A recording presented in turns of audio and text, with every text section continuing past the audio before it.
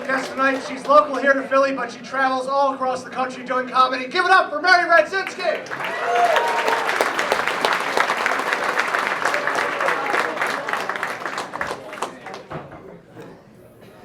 Glad to be here. You guys, was at a red light this morning behind a Ford Explorer that had signage on it that alerted me to the fact that there was a baby and a princess on board.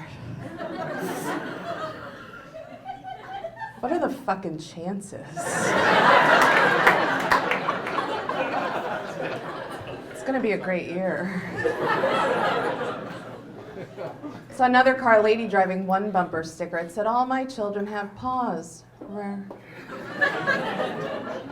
It's like, what a fucking zero. That's like the cutest way to say you're barren.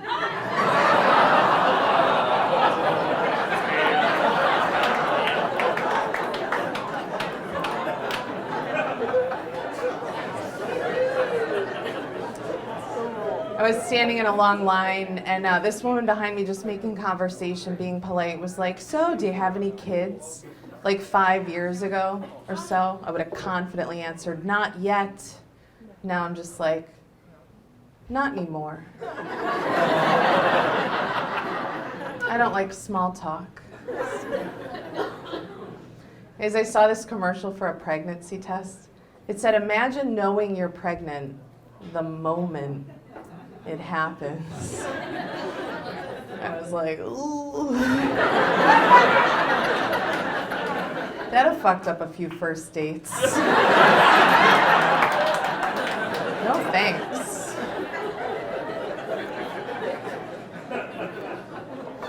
I was at the hairdresser and this lady announced that she was 37 weeks today. I immediately congratulated her on her sobriety. She was like, "I'm pregnant." It's like, all the more reason. It's not just about you anymore. What a bitch. I do live in Philly now, but I'm actually from a really small town in upstate New York, like really small, no culture, no diversity. Like the first Jews I ever heard of were the Berenstain Bears. Right? Like a whole book series about Jew bears.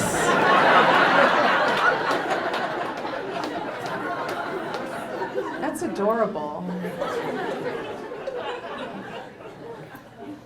I'm gonna do an impression for you guys, okay? Okay. This is my impression of a drunk best man at a wedding or a foreigner hungry for breakfast. Drunk best man at a wedding or foreigner hungry for breakfast. I'd like to make a toast.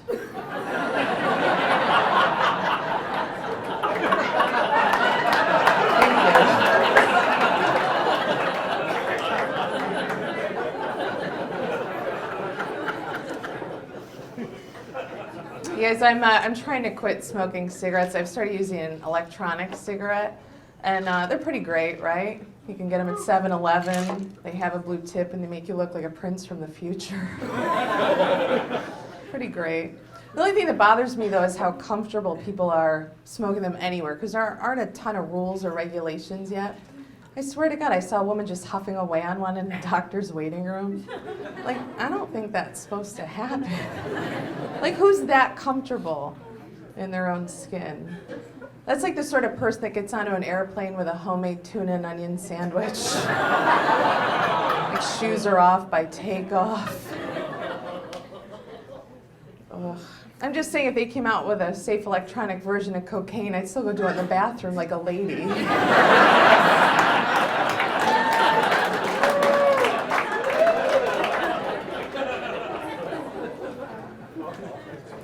So I was at the gynecologist, and during the exam, the middle-aged Asian female physician, she's wrist deep, giving it a good look. And she says this to me, I swear to God, she says, "It's perfect." eyes closed. It's perfect. It's like, shit, I know, right? That's what I've been trying to tell everyone. It's like the fucking Mona Lisa smile. So I asked her for a letter of recommendation. Just been attaching it to everything. Listen, I don't know what it's like when dudes go to the doctor, but I'm fairly certain it's never like, sir, your dick.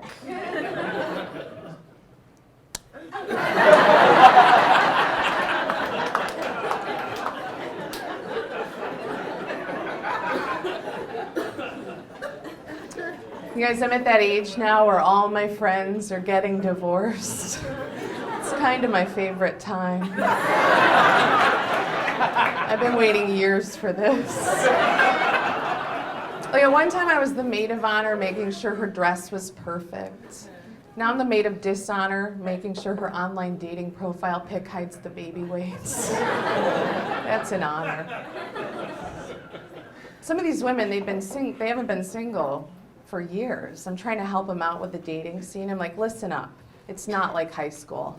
He's not going to pick you up, take you to Denny's, buy you a Grand Slam, and then finger you in the back of somebody's dad's Pontiac. Not unless he specifies so on Craigslist. Oh, it's 2015. Dating is completely different. You meet at a wine bar. You drink till your arms go numb. You say things like, I loved Breaking Bad too. You go home with him, you have no eye contact sex, you leave in his mess shorts, you hit a drive-thru, and then you delete your Facebook account.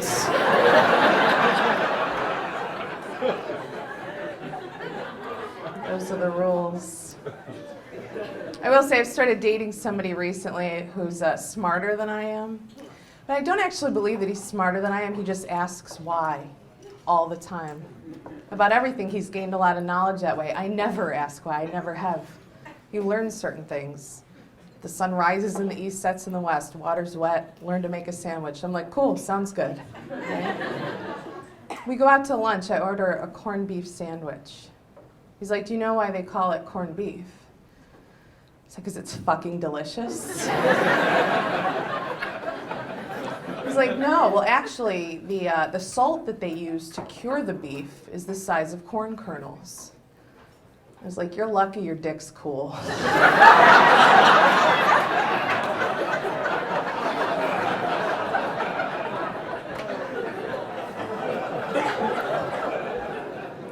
I will say though, it's nice not being single for a little while. One of my girlfriends was on Tinder. She told me an amazing story.